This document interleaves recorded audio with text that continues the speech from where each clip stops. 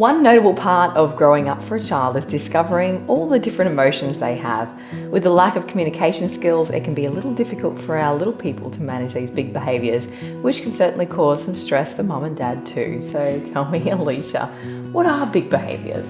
Well, big behaviours have had many different names throughout the years. Sometimes they are called tantrums, sometimes they are called meltdowns, sometimes it's even referred to as being naughty. However, what we've got to start doing is just recognising that if a child can do something, they will do it. Just like us. We don't like getting in trouble. We don't like feeling like we can't do something. And kids are the same. If they can do it, they'll do it. If they can't, they might start exhibiting these big behaviours. And when we start looking at it from the angle of, hey, this kid's not being naughty, because when we look at being naughty, we think about consequences and punishment. But if we start looking at it from the way of this child's actually struggling, we use compassion, we use empathy, we come towards it with trying to help them learn different strategies, because that's really what our job as adults and parents is all about, is just trying to share our calm with our kids and help them to navigate these big behaviours and emotions that they have. Yeah, I like that, share our calm. Yes, share the calm. Don't get involved in the drama. Don't add to the drama. Yep, share the calm. Share the calm. Yeah. And did you notice how my voice changed? Yes, it's very calm. Yes. Share the calm. So why do children have big behaviours then? Well, sometimes it's actually developmentally appropriate. You know, if you've got children, like we said earlier, who aren't yet able to communicate how they're feeling, that can be really difficult. You know, when they're younger, they don't yet have the social skills. They know they've been wronged, or they feel like they've been wronged, and they're not sure how to communicate or navigate the steps to do next. Some children actually genuinely have adverse reactions to different sensory things around them. So for example, for some children, bright lights can actually be really upsetting. You know, things like going into a shopping centre where there's a lot of noise, there's a lot of jostling, a lot of bustling. And for some children, this is incredibly hard to navigate on their own. And so there's lots of different reasons why kids might have these big behaviours. Sometimes it is just developmentally there. We've all heard about the terrible twos, and you know, it can also get there beforehand. It can also go on a little bit afterwards too. But you know, there's a reason we have a saying for it, because it's normal. But if you're noticing that they're having some extra stresses that maybe previous children of yours haven't worried about, or, you know, friends' kids, they don't worry about that so much, it might be just worth exploring a little bit more what sort of things that you can do to help them manage it. Because for some children, that is their normal. For some children, like I remember my eldest, for a long time, he did not like sand.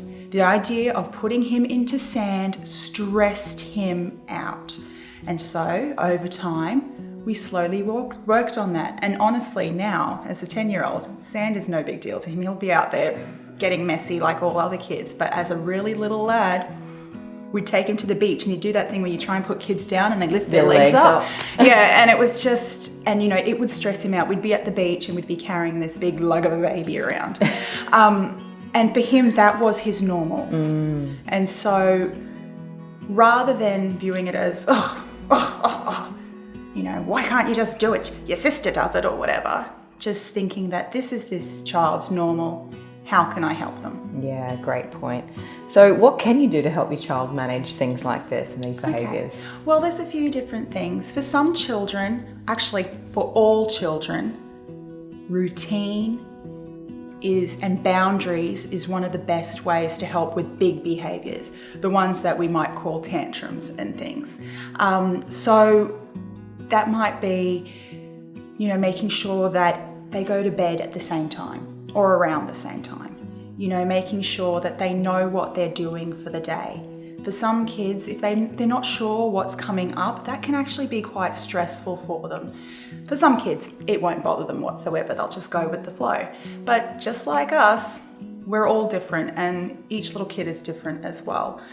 So routines are a wonderful way to help them understand what's expected throughout the day, what they're going to be doing, which can help just bring a little bit of that calm that we talked about, sharing the calm. Also, just things like, I used to be a teacher, and one of the best ways to get kids to, start showing those positive behaviors that we're looking for is find another kid that's doing it and just say, I love the way that Johnny's picking up those toys. Hey, presto, next thing you know, you've got 5 kids scurrying in to pick up toys. The amount of times I go, I love how Zoe has written her name and date on the top of her worksheet, and then all these little children would be scurrying to write their name and the date on top of the worksheet. So that's actually a really positive way of doing it. Having clear consequences for, big behaviors.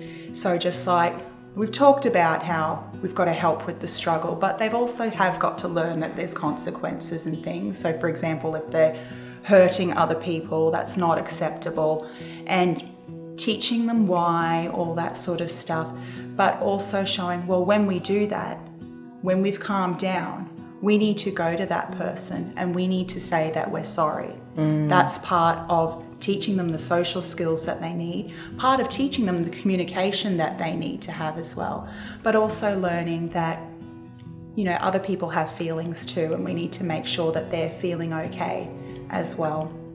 So there's lots of different things, but honestly as well, even things like just exposing your children to different things, like my son with the sand, we slowly built up to that. And also it was a matter of me showing by example, because honestly, I don't like the touch of sand on my feet. Maybe that's where he got it from. Yes. And so just showing him that, hey, look, mummy's doing it.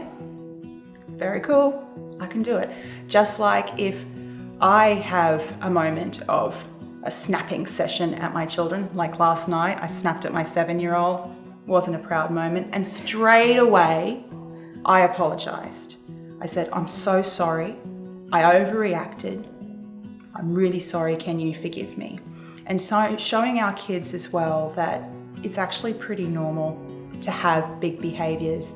We've just got to be leading by example on how to manage them. Great point. Yeah. So at the end of the day, it's important to note that big behaviours are a very normal part of growing up, even if they drive you crazy sometimes. But if you have any concerns at all about managing these behaviours, or if you suspect something might be a little bit not quite right, don't hesitate to get in touch with Mission Australia. There's no diagnosis needed. Remember that no question is too silly or concern too great. They're here to support you.